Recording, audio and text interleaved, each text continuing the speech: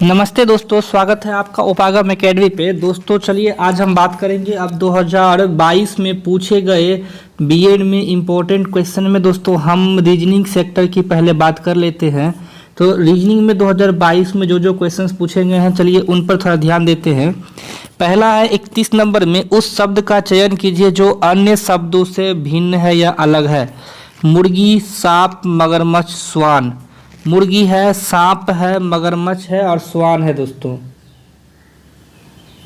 मुर्गी हो जाएगा क्योंकि ये तीनों, श्वान एक मछली का नाम है। दोस्तों श्वान संस्कृत में कुत्ता को बोलते हैं, लेकिन एक मछली का नाम भी श्वान है, इसीलिए ये संस्कृत शब्द नहीं है। तीनों के तीनों पानी में पाए जाते हैं, पानी में रह सकते हैं, इसीलिए इसका आंसर दोस्तों मुर्गी हो जाएगा, क्योंकि जो अलग है उसके बारे में हमें बताना है। चलिए अब आते हैं क्वेश्चन नंबर 32 में। कह रहा है कि हमें ट्रायंगल की संख्या गिननी है, निम्नलिखित में से क्या होगा। तो जिस महाशय से मैंने ये लिए है उसने इसको कोशिश की है देखिए बनाने की। इसमें होता क्या है दोस्तों, सबसे पहले कि अगर इस तरह की कोई आकृति है तो इस तरह की आकृति में ट्रायंगल कैसे गिनते हैं, 1 2 3 लिख देते हैं जितने भी पार्ट्स होते हैं। दोस्तों तो पहले इसमें हम एक जो ये वाला पार्ट है, कहाँ गया ये वाला पार्ट जिसको हम ड्रॉ कर रहे हैं, फिर से ये वाला पार्ट यहाँ से यहाँ और यहाँ से यहाँ, ठीक है। तो इस वाले पार्ट में 1 2 3 आ रहा है ना, 1 2 3। तो टोटल त्रिभुज की संख्या 3 2 5 1 6, इतना दूर में दोस्तों 6 त्रिभुज की संख्या है इसमें।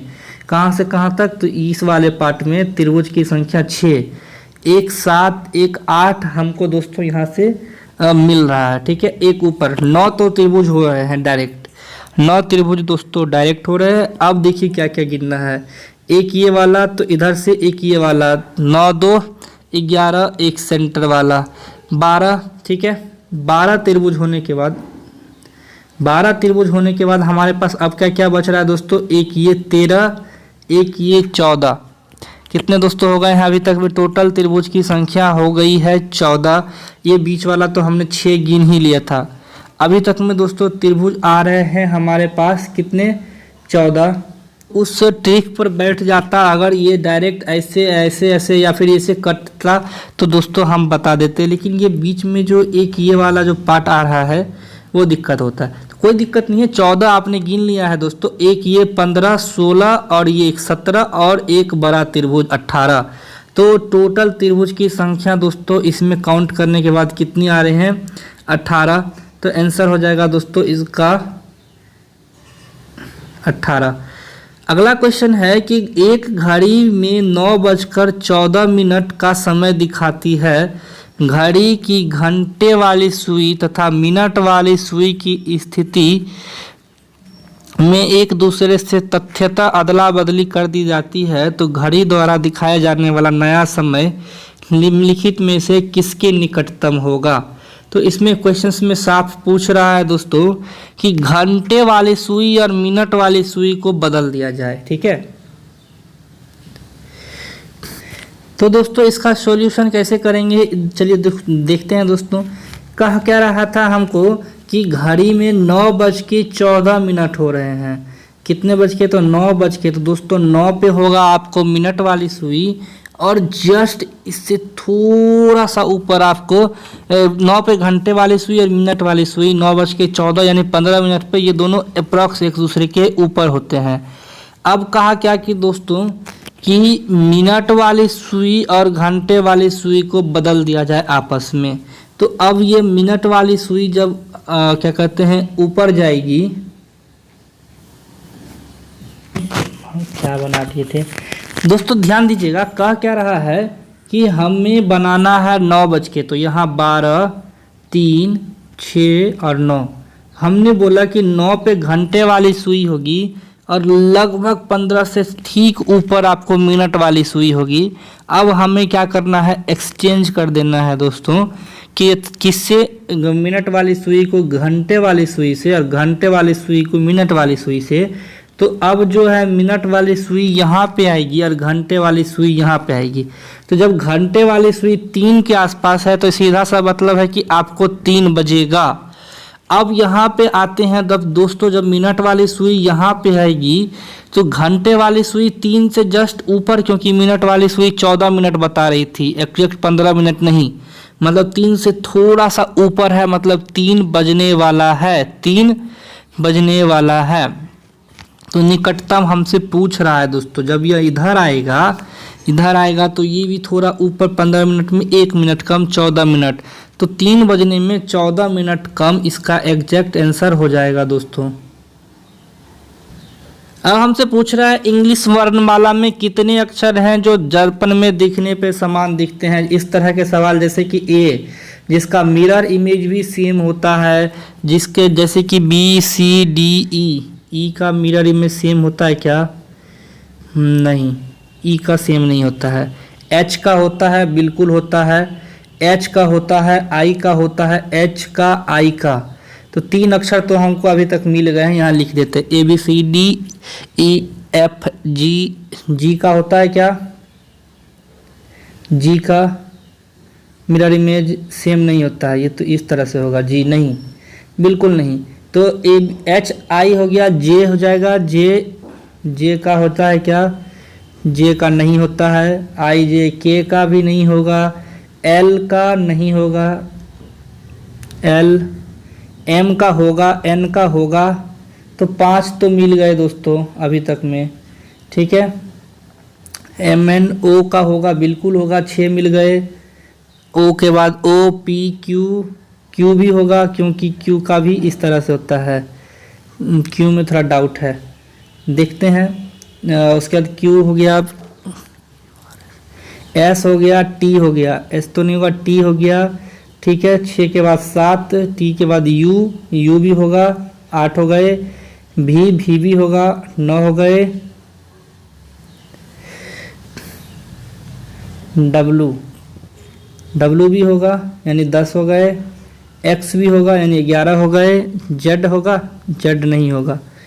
एक बार हम दोस्तों, हमको 11 निकल रहा है, इस महाशय ने 10 मारे, तो फिर से हम एक बार स्पष्टता काउंट कर लेते हैं। तो हम एक बार फिर से गिन लेते हैं दोस्तों। ए होगा, बिल्कुल होगा। बी होगा नहीं। सी होगा नहीं। डी होगा नहीं। ई होगा नहीं।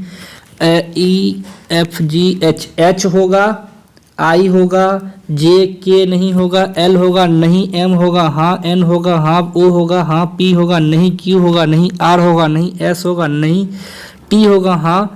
टी के बाद यू होगा हाँ। भी होगा हाँ। डब्लू होगा हाँ। एक्स होगा हाँ। वाई होगा नहीं। जेड होगा नहीं। अब गिनिए कितने हैं। 3 2 5 2 7 2 9 2 11। N N N N N का मिरर इमेज कैसा होता है? एन का मिरर इमेज इस टाइप का। एन का नहीं, समान नहीं दिखते हैं। एन नहीं होगा, ये हम एन नहीं होगा। तो इसमें दोस्तों एन यहाँ पर हम जो डाल रहे हैं बार बार वो गलत है, इसलिए इसका टोटल आंसर 3 2 5 2 7 3 10। तो 10 ऐसे अक्षर हैं, सही है इसका बनाया हुआ। 10 ऐसे अक्षर हैं जो अंग्रेजी वर्णमाला में दर्पण में देखने पे समान दिखते हैं। अगला है कि ऐसे त्रिभुजों की संख्या क्या है जो अष्टभुज के एक शीर्ष पे हैं लेकिन अष्टभुज के साथ एक भुजा उभयनिष्ठ हो। जब एक भुजा उभयनिष्ठ होता है, इसका एक फॉर्मूला होता है दोस्तों। जैसे जितनी भी भुजा हो, जितनी भुजा उभयनिष्ठ हो, ठीक है, तो ये 2n होता है। अगर एक भुजा उभयनिष्ठ हो तो ये 8 का स्क्वायर हो जाएगा। इसका डायरेक्ट फॉर्मूला भी होता है दोस्तों। अगर 8 पे पावर यानी जितनी भुजा है, 4 भुजा है, क्या कहते हैं आपको, पंचभुज है, अष्टभुज है, तो इसमें इस तरह से बनाते हैं। तो 8 पे पावर 2n, एक भुजा उभयनिष्ठ है तो 8 पे पावर 2 का स्क्वायर हो जाएगा 64। अगला क्वेश्चन है, इस सीरीज को देख के बताइए कि अगला संख्या क्या होगा। 80 के बाद सीधा 10 फिर 70, ठीक है, फिर 15 फिर 10। तो ये तो हमको लगता है इस तरह से बनेगा। 80 के बाद 70, 70 के बाद 60, 10 के बाद 15, 15 के बाद 20, 5 इधर से बढ़ते जा रहे हैं, 10 उधर से घटते जा रहे हैं। 20 के बाद पूछता है तो 50, क्योंकि 60 में फिर 10 कमेंगे। तो इसका आंसर 20 हो जाएगा। सही है इसका बनाया हुआ। 37 में पूछ रहा है निम्नलिखित में से x के जगह पे क्या आएगा, x के जगह पे क्या आएगा, ये 37 में पूछ रहा है। में हमें दिया हुआ है एक तरह का एक इसमें हमें क्या करना है, इससे फाइंड करना है कुछ ऐसा कॉमन चीज़ जो कि तीनों में अप्लाई किया जा सके। क्या अप्लाई किया जा सकता है, ध्यान दीजिए। तो 370 है, 7 का होल क्यों लगभग 343 होता है। बिल्कुल समझ में आ गया दोस्तों। आप इसको इस तरह बनाइए, 7 का होल क्यों कितना होता है 343 और 3 का होल क्यों 27, जोड़िए तो 370 होता है क्या, बिल्कुल होता है। मतलब इस संख्या का अगर होल क्यों हम जोड़ दिया जाए, किस संख्या का, इस दोनों संख्या का, तो बीच वाली संख्या आती है। तो इसका होल क्यों जोड़ दीजिए तो आपको बीच वाली संख्या आएगी। इसका साफ मतलब है, कहाँ गया जी, इसका साफ मतलब है कि x का होल क्यू प्लस 1 का होल क्यू जोड़ देंगे तो 730 आएगा, और 1 इधर घटा देंगे तो x का होल क्यू बराबर होता है 729। तो x बराबर कितना होगा जरा आप बता सकते हैं, 9 9 81 9 729, तो x बराबर हो जाएगा 9। क्यों, क्योंकि 9 का होल क्यू प्लस 1 का होल क्यू जोड़ेंगे तो 730 आएगा, आंसर हो जाएगा 9। ठीक है, आंसर 9 दिया हुआ है। चलिए 38 में हम पढ़ते हैं, 5 - 5 बराबर 24 दिया है। सीधा सा 25 में से 1 घटा देना है, 49 में से 1 घटा देना है, तो 100 में से 1 घटा देना है। ये किस पैटर्न पे है, ये माइनस नहीं है वहाँ से, इसने बोला कि 5-5 है, रीजनिंग है तो कुछ ना कुछ ऐसा चीज़ करना है। इसने 5-5 को क्या माना है, 5 × 5 और -1। इसी तरह 7-7 को 7 × 7 और -1। अपने मन से ये रीजनिंग एक पैटर्न को फॉलो करता है, तो जब उस पैटर्न पे सवाल को हम बनाएंगे तो ये इसका आंसर हो जाएगा 10 × 10 -1 यानी कि 99। अगला सवाल क्या है, 39।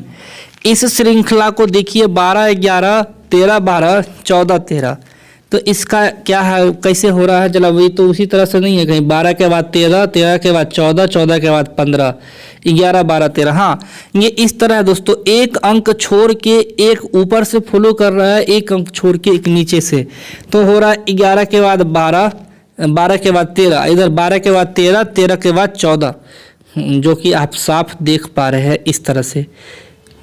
11 12 13, 13 के बाद 14, तो 14 के बाद हो जाएगा 15। ऑप्शन नंबर 15 है कहीं, हाँ डी में है 15, तो इसका आंसर हो जाएगा 15। चलिए बढ़ते हैं 140 कहाँ से, 40 नंबर, सॉरी, बढ़ते हैं 40 नंबर। एक क्लब में 108 सदस्य हैं, उनमें से 2/3 पुरुष हैं। सीधा सीधी भाई 108 हैं, तो 108 का 2/3 क्या है, 2/3। ये काटो तो कितना वर्ग में कटता है, 3 × 9 और 6, 36 दूनी 72। तो वहाँ से 108 में 72 आदमी जो हैं वो पुरुष हैं और शेष महिलाएं हैं। तो शेष महिलाएं हैं, तो शेष महिलाएं कितनी हो जाएगी, 36, 72 पुरुष तो 36 महिलाएं, तब तो समेसन 108 पूरेगा। चलिए इतना करने के बाद हमसे क्या पूछ रहा है कि 9 महिला सदस्यों को छोड़कर शेष सभी सदस्य विवाहित हैं। महिला 36 है, 9 महिला सदस्यों को छोड़कर, तो 9 घटा दीजिए वहाँ से 36 में से, तो होता है 27।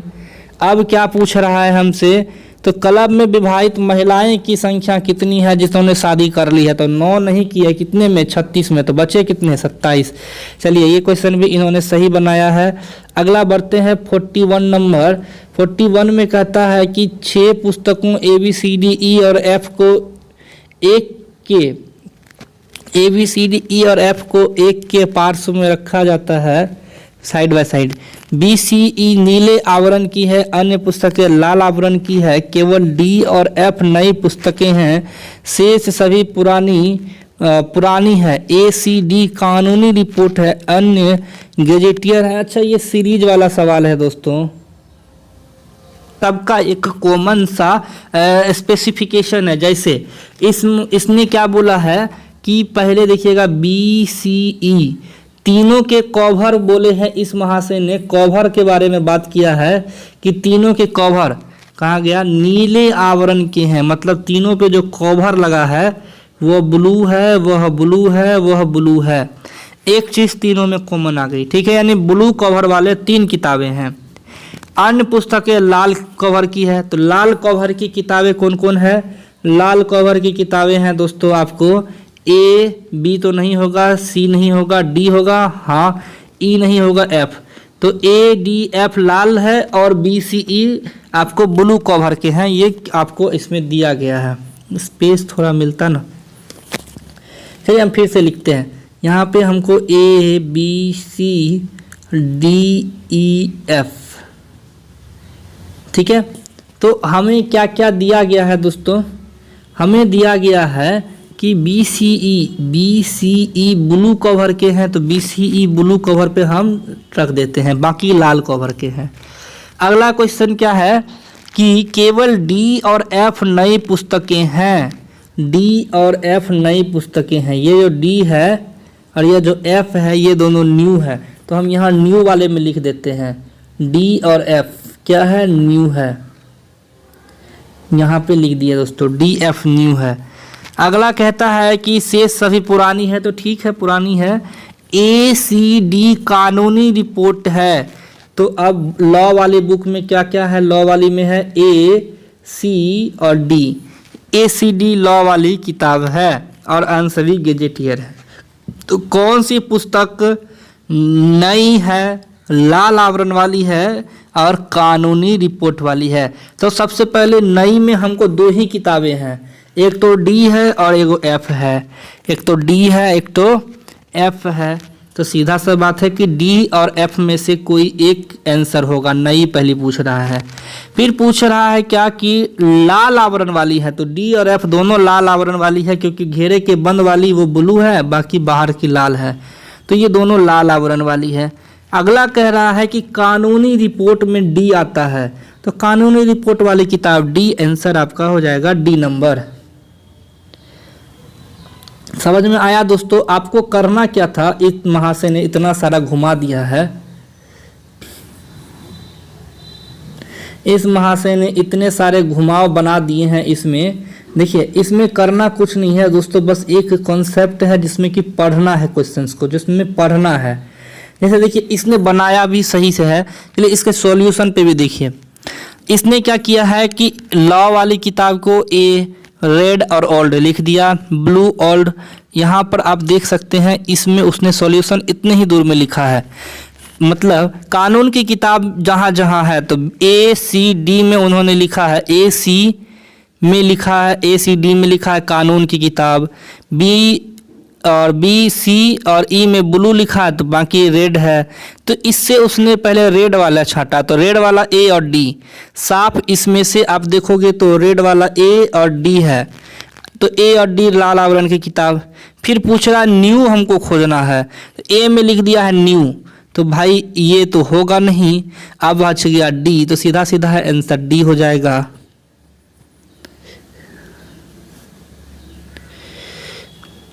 अगला क्वेश्चन है 42। इस श्रृंखला को देखिए कि 2 के बाद आधा 1 हो गया, 1 के बाद आधा 1/2 हो गया, फिर उसका आधा 1/4। तो अगला क्या हो जाएगा दोस्तों? स्पष्ट 1/8। आधा ही तो करना था, और है क्या? हाँ है।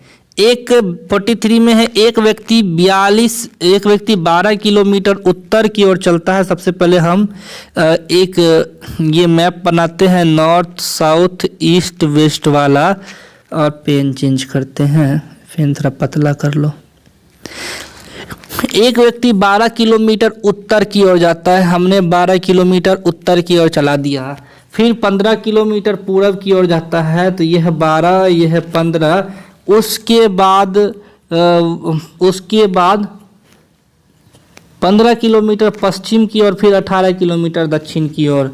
यहाँ पे वो पूर्व गया, फिर 15 किलोमीटर या पश्चिम की ओर आया, कोई बात नहीं, घूम फिर के यहीं आ गया। और 18 किलोमीटर दक्षिण, फिर ये दक्षिण नीचे की ओर गया, यानी 12 किलोमीटर वो इधर फिर कवर किया। तो हमको नीचे 6 किलोमीटर चला, वो आरंभिक स्थल से कितनी दूरी पे है? आंसर हो जाएगा 6 किलोमीटर। महाशय ने क्या किया ध्यान दीजिएगा, पहले यहाँ से यहाँ गया, फिर यहाँ से यहाँ आया, फिर वो यहाँ से यहाँ आया, कोई दिक्कत नहीं। फिर यहाँ से यहाँ आया, इतना तक तो हो गया 0। क्योंकि वो जहाँ से चला था वहाँ तक पहुँच गया, लेकिन अब नीचे की ओर इसके बाद 18 था, यानी 12 में ये 18 में 12 घटा दीजिए तो नीचे की ओर वो यहाँ पे 6 किलोमीटर और चल रहा है। ठीक है दोस्तों, तो इसका आंसर हो जाएगा 6 किलोमीटर आरंभिक स्थल से। अगला क्या है, JK LLCM MDN हमको सीरीज निकालना है।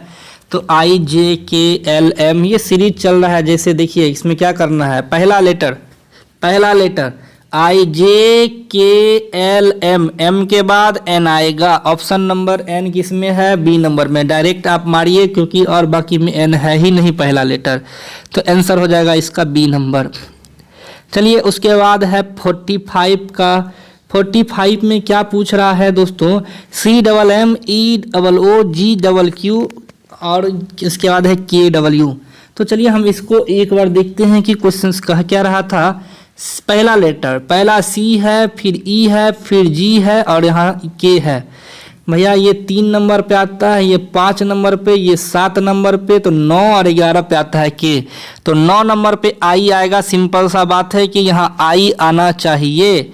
MOQ उसके बाद S आएगा, तो आंसर हो जाएगा C नंबर।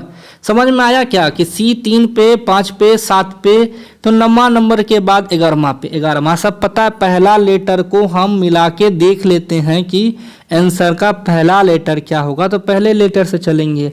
पहला लेटर जैसे C के बाद E के बाद G के बाद क्या होगा ताकि K आ जाए। तो हमने बोला C 3 नंबर पे, E 5 नंबर पे, G 7 नंबर पे, तो I आएगा 9 नंबर पे। अगला है BCBDEDFGHIJK, कोई दिक्कत नहीं है, मेरा एक ही थ्योरी है, पहला लेटर लेके चलना है। तो F के बाद ABC छोड़ के D, E छोड़ के F, G छोड़ के H, I छोड़ के J हो जाएगा। पहला लेटर होगा J। ऑप्शन नंबर A और D में J दिख रहा है, तो बीच का दो तो खत्म। IJ हो गया, यानी पहला लेटर आ गया J। तो अब हम इसको मिटाते हैं, आते दूसरे लेटर पे। दूसरा लेटर है C E G I। हम हर एक का दूसरा लेटर निकाल के लिख लिए। अब इसके बाद देखिए C के बाद D नहीं है, E हाँ है, F नहीं है, G है, H नहीं है, I है, J नहीं होगा, K होगा। तो J के बाद K। Option number A F का एक्चुअल आंसर होगा। इसने सब रीजनिंग के लगभग सभी सवाल सही बनाए हैं। और हैं क्या अभी नहीं, अभी चलिए दोस्तों आखिरी के 4 क्वेश्चन हैं जिसमें लिखा हुआ है आपको कि निम्नलिखित सूचना के आधार पर प्रश्नों का उत्तर दें। ये तो मतलब एक्सट्रीम लेवल का इसमें जो कि पढ़ रहे हैं दोस्तों, तो ये बहुत ज़्यादा लेंदी सवाल है। सवाल आसान है लेकिन सवाल बहुत ज़्यादा क्या कहते हैं लेंदी है, बहुत ज़्यादा टाइम टेकिंग वाला सवाल है। चलिए फिर भी देखते हैं, जिनके पास टाइम रहा होगा वो इसे ज़रूर सॉल्व किए होंगे। क्वेश्चन है कि गोपाल, हर्ष, इंदर, जय और कृष्णन महाशय आपको 5 नाम दिए गए हैं। पहला नाम है गोपाल, हर्ष, इंदर, जय और कृष्णन। इन 5 के घर कहीं कहीं हैं, जिसका एक क्रम में तो नहीं लेकिन दिया हुआ है कि अहमदाबाद, भोपाल, दिल्ली, एर्नाकुलम में से कोई कहीं रहता है, क्योंकि क्रम सही नहीं है। फिर इंजीनियरिंग, चिकित्सा, अर्थशास्त्र, इतिहास कॉलेज, इन्हीं 5 शहर में से हर एक जगह एक एक कॉलेज है। वो कहाँ है पता नहीं। अब 5 अपने घर में पढ़ नहीं रहा है, कोई कहीं पढ़ रहा है, कोई कहीं नहीं पढ़ रहा है। मतलब कोई होम टाउन में पढ़ रहा है, कोई होम टाउन में नहीं पढ़ रहा है। तो हमसे पूछ दिया गया है कि निम्नलिखित में से और अरे बाप रे और है अभी निम्नलिखित में से दिया गया है कि गोपाल का स्वनगर एर्नाकुलम है, हर्ष अहमदाबाद भोपाल में नहीं पढ़ता है, अर्थशास्त्र कॉलेज भोपाल में है। इंदर का स्वनगर आपको अहमदाबाद क्या कहते हैं इंदर कटक में है, कृष्णन दिल्ली में पढ़ रहा है, जय एर्नाकुलम में पढ़ रहा है, इतिहास कॉलेज उसके स्वनगर अहमदाबाद में है, इंजीनियरिंग कॉलेज अहमदाबाद में है, इंजीनियरिंग कॉलेज एर्नाकुलम में है। तो इंदर के स्वनगर में कौन सा कॉलेज है, ये पहला क्वेश्चन पूछ रहा है। कौन सा कॉलेज कहाँ है, पहले इंदर का स्वनगर कहाँ है देखिए। आपको 1 पॉइंट दिया है, इंदर का स्वनगर है कटक में है। महाशय इसका मतलब हमसे पूछ रहा है कि कटक में कौन सा कॉलेज होगा। तो पहला तो है कि इतिहास कॉलेज यानी हिस्ट्री का कॉलेज है अहमदाबाद में, AHM में। उसके बाद और कुछ लिखा है अर्थशास्त्र यानी इकोनॉमिक्स का कॉलेज है। थोड़ा पेन चेंज कर लेते हैं ताकि लाइटेड रहे। इकोनॉमिक्स का कॉलेज कहाँ पे है दोस्तों? इकोनॉमिक्स का कॉलेज है भोपाल में, भोपाल में, ठीक है। अब हमसे और क्या कुछ दिया? इंजीनियरिंग कॉलेज, इंजीनियरिंग कॉलेज है एर्नाकुलम में। तो सर 3 कॉलेज तो 3 अलग अलग शहर में है, कटक में हमें ये कॉलेज नहीं दिखे। अब दिखा है दोस्तों क्या कि चिकित्सा और वाणिज्य 2 ऐसे कॉलेज हैं जिनमें से कोई एक कॉलेज या तो दिल्ली में होगा या तो कटक में, हमें पता नहीं क्योंकि उसकी सूचना नहीं दी गई है। इसीलिए इसका आंसर हो जाएगा वाणिज्य अथवा चिकित्सा कॉलेज, क्योंकि दोनों में से कोई भी एक कॉलेज हो सकता है। चलिए अगला सवाल है कृष्णन का स्वनगर कहाँ पे है? अगला सवाल है दोस्तों कृष्णन का स्वनगर कहाँ पे है? तो चलिए देखते हैं। तो दोस्तों 3 आदमियों का तो आपको पता है जो कि आपको यहाँ दिया हुआ है। कौन कौन 3 आदमी का?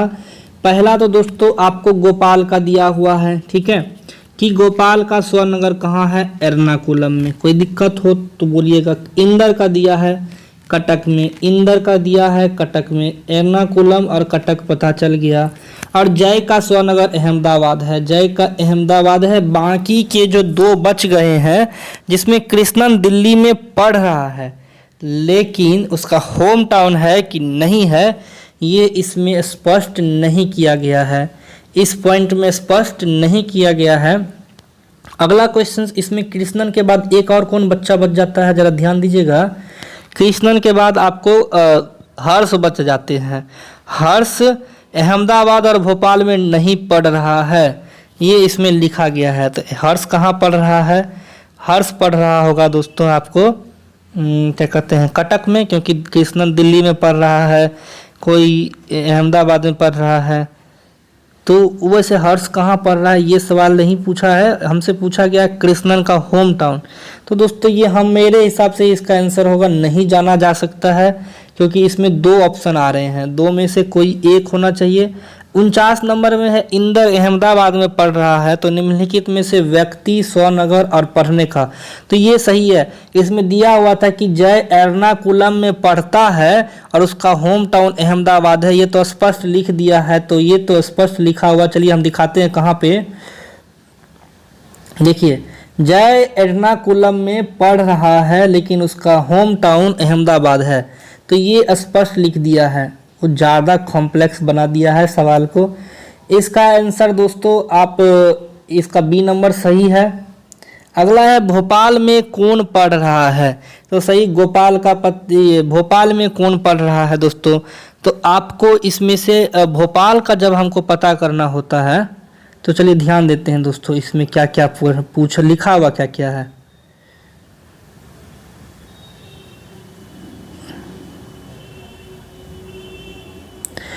अर्थशास्त्र कॉलेज कहाँ पे है दोस्तों? भोपाल में, यानी इकोनॉमिक्स का कॉलेज भोपाल में है। अब हमसे दिया हुआ है कि कृष्णन दिल्ली में पढ़ रहा है।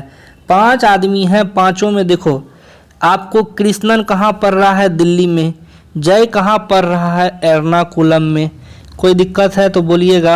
हर्ष अहमदाबाद और भोपाल में नहीं पढ़ता है, इसका मतलब हर्ष तो बिल्कुल नहीं होगा क्योंकि वो भोपाल में नहीं पढ़ता है। लिख दिया है कि हर्ष भोपाल में नहीं पढ़ रहा है, तो हर्ष ऑप्शन से काट दीजिए, कृष्णन काट दीजिए, जय काट दीजिए। तो आपके पास अब बचता है एक भाई गोपाल और एक भाई इंदर। गोपाल और इंदर में से कोई ऑप्शन होगा जो कि इसमें नहीं दिया है। तो गोपाल और इंदर में से कोई ऑप्शन है क्या? देखिए तो गोपाल और इंदर, जहाँ जहाँ हर्ष दिया है वहाँ वहाँ तो आपको मारना ही नहीं है, क्योंकि हर्ष वहाँ से भोपाल में नहीं पढ़ता है। आंसर गोपाल या इंदर होगा, आंसर हो जाएगा सी नंबर, सही बनाया है। एक क्वेश्चन में थोड़ा डाउट था, वो क्वेश्चन था दोस्तों आपको ये वाला जिसमें इसने भोपाल मारा है, हमको लिखा नहीं जाना जा सकता है। हम एक बार इस पर डाउट एक बार हम फिर से कमेंट में देखेंगे। वैसे मेरे हिसाब से आंसर यही होगा, डी नंबर। ठीक है दोस्तों, धन्यवाद।